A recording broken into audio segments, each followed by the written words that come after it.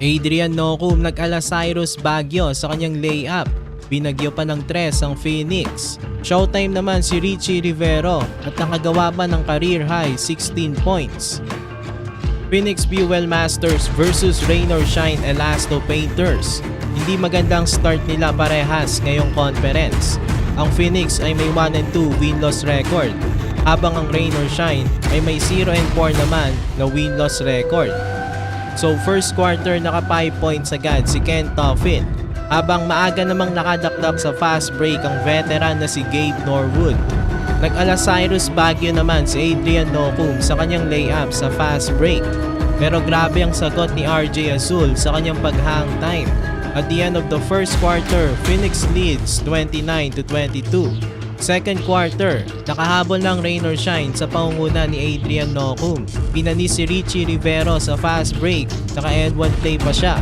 After niya, numiscore siya ng 13 straight points. Si Richie Rivero lang ang tumapos sa run ng Rain or Shine sa kanyang 3-pointer.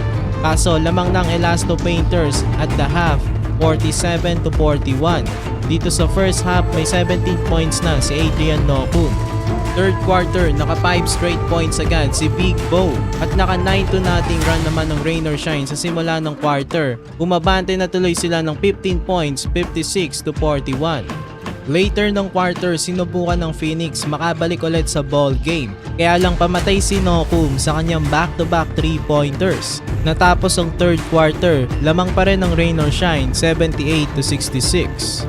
Fourth quarter, gumawa na ng impact si Richie Rivero. Sinimulan ng quarter sa kanyang pag-atake sa basket. Showtime pa siya sa kanyang reverse layup. Baba na lang sa 8 points ang kalamangan ng Rain or Shine, 83-75. Kaya lang pamatay sunog na naman si Adrian Nocum sa kanyang top of the key 3-pointer. Nag-ala Steph Curry naman si Jay Alejandro sa kanyang long distance 3-pointer. Baba na lang sa 6 points ang kalamangan ng Ross. Kaso sumagot na naman ang Rain or Shine ng back-to-back 3-pointers mula naman kila Karakut at Clarito.